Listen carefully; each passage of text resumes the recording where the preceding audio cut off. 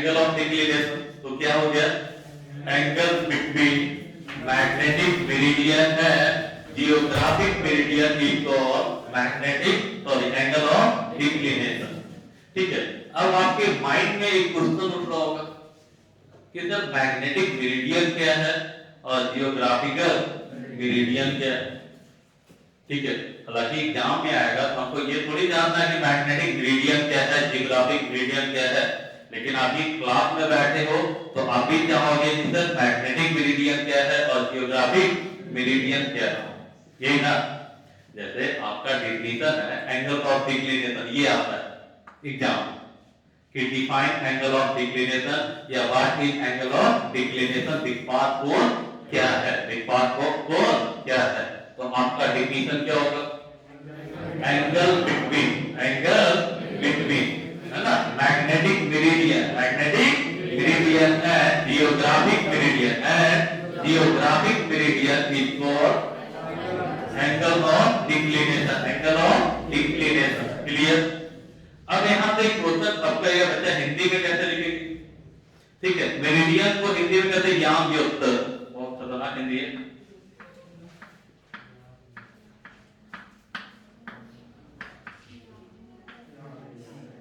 Clear, अब तो समझ गए।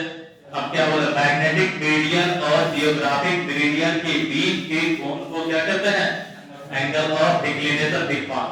तो मैग्नेटिक मतलब चुंबकीय, तो चुंबकीय यामयुक्त एवं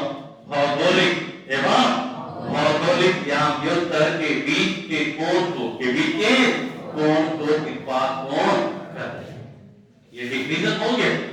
अगर एग्जाम में आएगा तो हम इतना लिखेंगे और चल देंगे, लेकिन आप क्लास में बैठे हो तो आपके माइंड में एक क्वेश्चन उठ गया होगा कि सर मैग्नेटिक मेरिडियन क्या है और जियोग्राफिक मेरिडियन क्या है। तो आपको ध्यान देना, कहता है वैसा प्लेन वैसा तल जो मैग्नेट के नॉर्थ और साउथ से मूव करता है, जो मैग्नेट के नॉर्थ और साउथ से मूव करता है, तो वैसे प्लेन को कहते हैं मैग्नेटिक मेरिडियन। क्या कहते हैं, मैग्नेटिक मेरिडियन। जो किससे पास कर रहा है, मैग्नेट के नॉर्थ और साउथ से पास करता है, तो उसको हम लोग कहते हैं मैग्नेटिक मेरिडियन। और जियोग्राफिक मेरिडियन जो अर्थ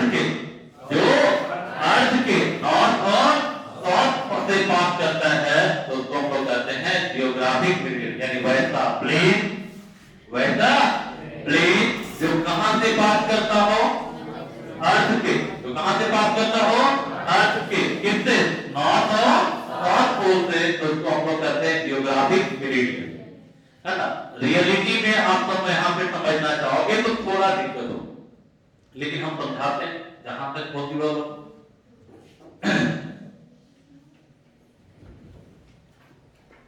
एक पेज दीजिएगा,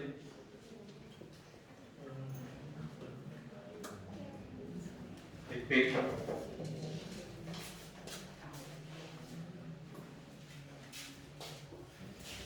देखो। हाँ, आपको रियलिटी बताते हैं। जैसे आपका नॉर्थ और साउथ, इसके अनुसार देखा जाए तो ये नॉर्थ हो गया, इधर साउथ हो गया। ठीक है, तो ये आपका ये एग्जैक्टली नॉर्थ और साउथ एकदम सीधा, तो इससे जो प्लेन पास कर रहा है, हाँ, तो ये कहलाएगा जियोग्राफिक मेरिडियन। क्या कहलाएगा, जियोग्राफिक मेरिडियन। यानी ये जो प्लेन है वो किससे पास कर रहा है, अर्थ के नॉर्थ और साउथ से, अर्थ के नॉर्थ और साउथ से, तो उसको हम लोग नाम देंगे जियोग्राफिक मेरिडियन। और मैग्नेटिक मेरिडियन, तो आप एक चीज ध्यान रखना, जैसे आपका जो कंपास नेडल जो आता है रिंग वाला, चाबी रिंग में जो एक देता कोई, आप उसको प्रोजेक्टर कर कभी भी एग्जैक्टली नॉर्थ और साउथ में नहीं आएगा, हल्का कोण आएगा। आप करके देख लेते, नॉर्थ और साउथ तो जानते कि नॉर्थ क्यों होता है, और साउथ चाहे कितना भी हिला दो तो एक टीम नॉर्थ क्यों रहेगा, एक टीम। लेकिन एक चीज गौर करना कि एग्जैक्टली नॉर्थ और साउथ नहीं, हल्का ना हल्का क्या होगा, घुमा हो। जैसे ये है ना, सीधा है ना, ये हल्का झुका, समझा ना। तो ये प्लेन ऐसे हो गया, ये प्लेन क्या हो गया, ये हो गया। तो इसको हम लोग नाम देंगे मैग्नेटिक मेरिडियन, यानी जो मैग्नेट के नॉर्थ और साउथ से पास करता है तो उसको हम लोग नाम देते हैं मैग्नेटिक मेरिडियन। जो अर्थ के नॉर्थ और साउथ से पास करता है उसको हम लोग कहते हैं जियोग्राफिक मेरिडियन। क्या कहते हैं? Geographic meridian. क्लियर? आया समझ में? तो मैग्नेटिक मेरिडियन का मतलब क्या होता है? वैसा प्लेन, वैसा प्लेन जो मैग्नेट के नॉर्थ और साउथ से पास करता है तो उसको हम लोग नाम देते हैं मैग्नेटिक मेरिडियन। जियोग्राफिक मेरिडियन वैसा प्लेन जो अर्थ के नॉर्थ और साउथ से पास करता है उसको कहते हैं जियोग्राफिक मेरिडियन, है ना। तो एक चीज हम बताए थे, ये प्रैक्टिकल घर पे कर लेना, हम इसका यूज करेंगे, ठीक है।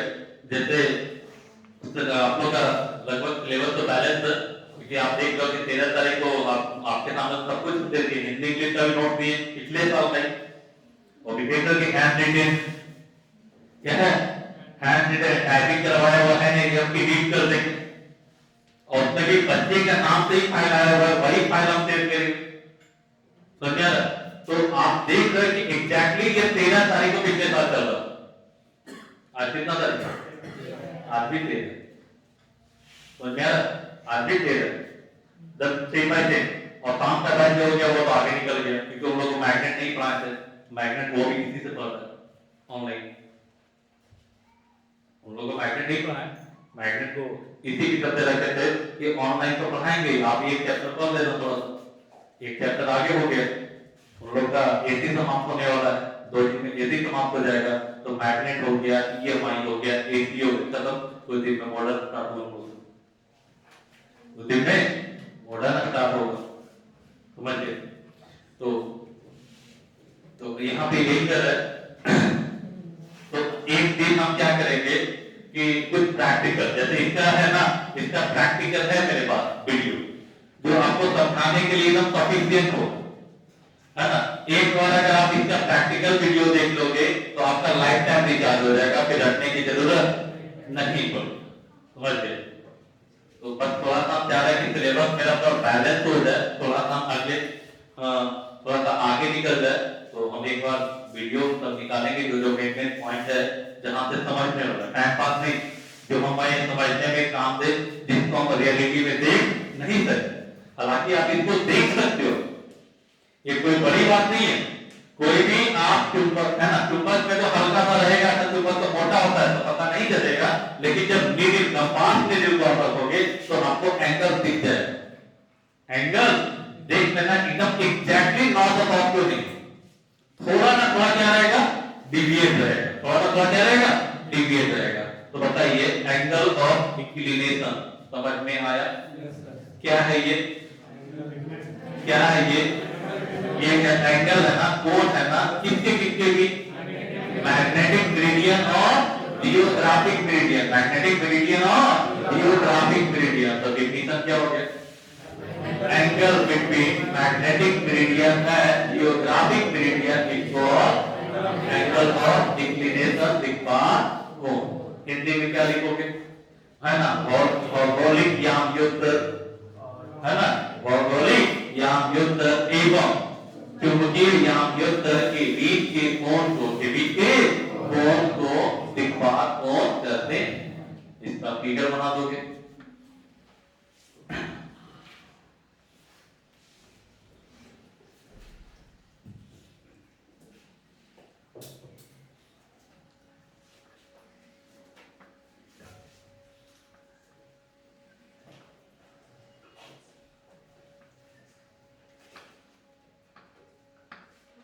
ये आपका जो है ना बाबू, ये हो गया जियोग्राफिक मेरिडियन और ये हो गया मैग्नेटिक मेरिडियन, और दोनों के बीच का कोण है ना ये, इसी को क्या कहेंगे?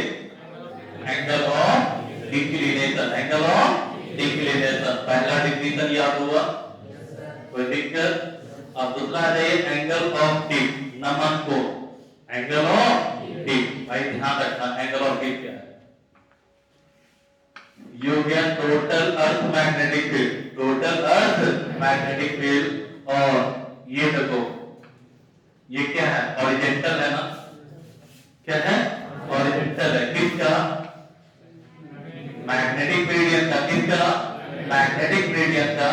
तो इसके साथ जो कोण बना रहा है इसी को हम लोग कहते हैं एंगल ऑफ डी। नंबर 4। अब डिफिनेशन कैसे बनाओगे, तो it is the angle, it is the angle made by, it is angle made by total earth magnetic field, total earth magnetic field with, इसके साथ विथ हॉरिजॉन्टल और magnetic meridian, with horizontal और magnetic meridian. यानी कहने का मतलब क्या है कि यहां से इसका डिफिनेशन हिंदी में क्या लिखोगे, तो कहता है परिणामी चुंबकीय क्षेत्र, परिणामी चुंबकीय क्षेत्र चुंबकीय याम्योत्तर के क्षैतिज के साथ, चुंबकीय याम्योत्तर के क्षैतिज के साथ जो कोण बनाता है, जो कोण बनाता है उसी को हम लोग क्या नाम देते हैं बाबू, angle of D, angle of D. नहीं समझे, ये है एंगल ऑफ डी।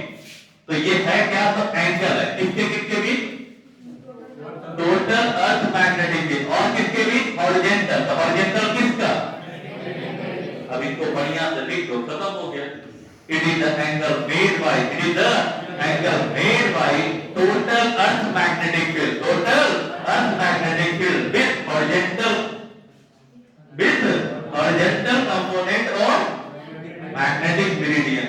क्लियर, कोई दिक्कत। यहां से एक ऑब्जेक्टिव आता है बोर्ड में जो बहुत इंपॉर्टेंट है ना। एंगल ऑफ डी का मान होता है दो जगह पे, एक पोल पर और एक इक्वेटर पर, एक पोल पर और एक इक्वेटर पे।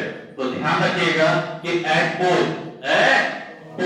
डेल्टा का वैल्यू जो होता है वो 90 डिग्री होता है। कितना डिग्री होता है, 90 डिग्री। और इक्वेटर पर 0 डिग्री, इक्वेटर पर, क्लियर, याद रहेगा।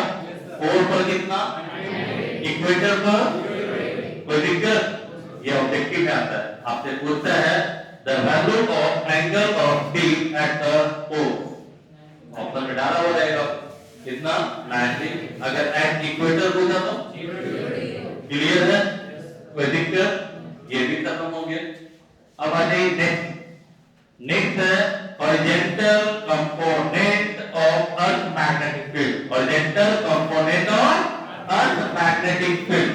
तो नाम से क्लियर हो रहा है, हॉरिजॉन्टल कंपोनेंट किसका, अर्थ मैग्नेटिक फील्ड का, अर्थ मैग्नेटिक फील्ड का। भाई तो आसान है, एकदम एकदम आसान है।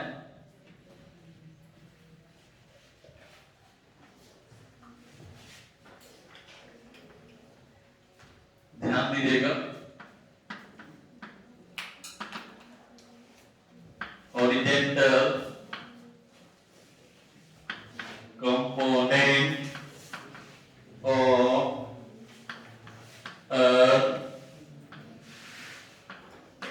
मैग्नेटिक फील्ड, मैग्नेटिक फील्ड है ना।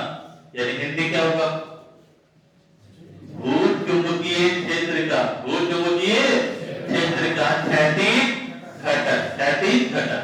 तो कुछ नहीं करता है, क्या है, it is the horizontal component of earth magnetic field, it is the horizontal component of earth magnetic field and it is equal to Bs is equal to B cos delta, B cos, यानी ये क्षैतिज घटक है, ये क्या है, क्षैतिज घटक है और इसका मान कितना, तो B cos डेल्टा। तो देखो ना, देखो यहाँ पे, ये देखो ये क्या है,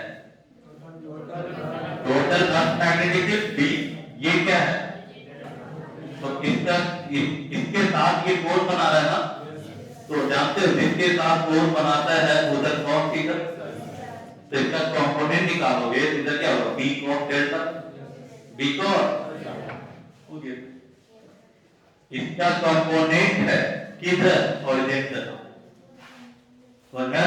तो it is the horizontal component, it is the horizontal component of earth and is equal to B H बराबर कितना B cos delta B cos delta. तो ये एक क्षैतिज घटक है किसका परिणामी चुंबकीय क्षेत्र का परिणामी चुंबकीय क्षेत्र का और इसका मान कितना तो b equal to B H equal to कितना बी कॉस डेल्टा। क्लियर यहां तक किसी को डॉट है तो ये बताओ अब इसको हटाते हैं फिगर को। अब एक साफ सुथरा फिगर आपके सामने रखते हैं ताकि न्यूमेरिकल बन जाए।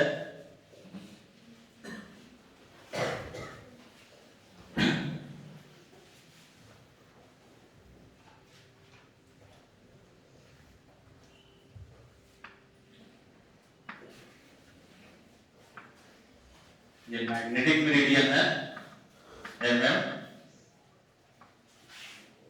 ये है टोटल अर्थ मैग्नेटिक फील्ड। ये आपका एंगल डेल्टा ना तो एक कंपोनेंट इधर होगा इसको हॉरिजॉन्टल बोलोगे और एक कंपोनेंट इधर होगा इसको वर्टिकल बोलोगे। मैग्नेटिक फील्ड ना जिसके साथ एंगल उधर कॉस उसके परपेंडिकुलर साइन। तो बताओ बी एच कितना बी कॉस और बी भी बी साइन दोनों को डिवाइड करो तो B B by B H B sine delta by B cos delta B से B sine by cos tan delta बराबर कितना B B by B H. यहां से numerical question angle of B पूछेगा तो वर्टिकल कंपोनेंट दिया रहेगा horizontal component दिया रहेगा मैग्नेटिक फील्ड का तो आपसे एंगल ऑफ बी पूछेगा नहीं बनेगा हाँ बन जाएगा। ठीक है तो एक ऑब्जेक्टिव यहां से बना न्यूमेरिकल और यहां से देखो दूसरा क्वेश्चन आपसे पूछेगा टोटल अर्थ मैग्नेटिक फील्ड टोटल अर्थ मैग्नेटिक फील्ड तो क्या करोगे इसको स्क्वायर करके जोड़ दो तो क्या होगा आप बताओ बी एच का स्क्वायर बी बी का स्क्वायर कितना हो जाएगा B square cos square delta plus B square sine square delta. बताओ बी स्क्वायर कॉमन ना तो B square common cos square theta plus sine square theta कितना 1 बचा कितना बी एच का स्क्वायर प्लस बीबी का स्क्वायर तो b बराबर कितना अंडर रूट बी एच का स्क्वायर प्लस बीबी का स्क्वायर। क्लियर बी एच का स्क्वायर प्लस बीबी का स्क्वायर ये भी खत्म हो गया थ्योरी। क्लियर तो आप यहां से आपके क्लास में क्या सीखे कितना एलिमेंट होता है कौन कौन है ना मैग्नेटिक डिक्लिनेशन या एंगल ऑफ डिक्लिनेशन दूसरा एंगल ऑफ टी तीसरा horizontal component of earth magnetic field horizontal component of earth magnetic field. Clear pole पर एंगल ऑफ टी का मान इक्वेटर पर है ना। चलिए एक न्यूमेरिकल लिख दो तो भी खत्म कर देते हैं।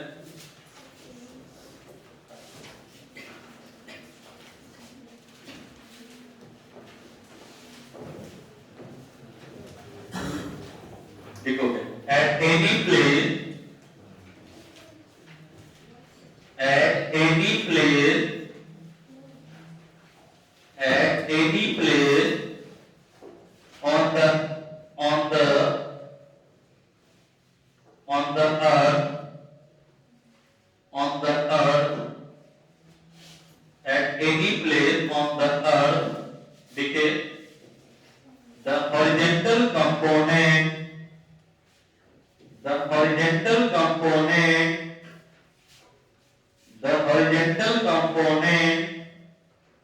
of earth magnetism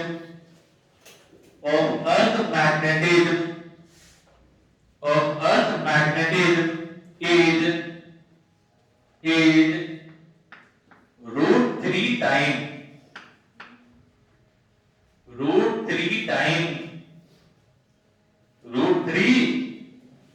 कितना होगा root 3 time the vertical component the vertical component देखिए बोलो तो the angle of dip the angle of dip at that place the angle of dip at that place the angle of dip at that place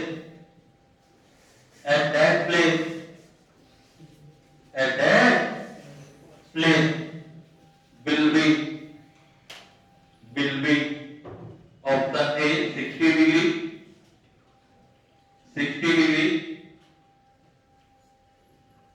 option B 45 degree option C 90 degree and option D 30 degree क्या होगा क्या कह रहा भाई horizontal component जो है वो vertical का √3 टाइम था ना तो बताइए तो यहाँ से B D by B H बराबर कितना होगा 1/√3 होगा और कितना बराबर कितना tan डेल्टा बराबर कितना 1/√3 मतलब कितना tan 30 ना तो डेल्टा बराबर कितना डिग्री बना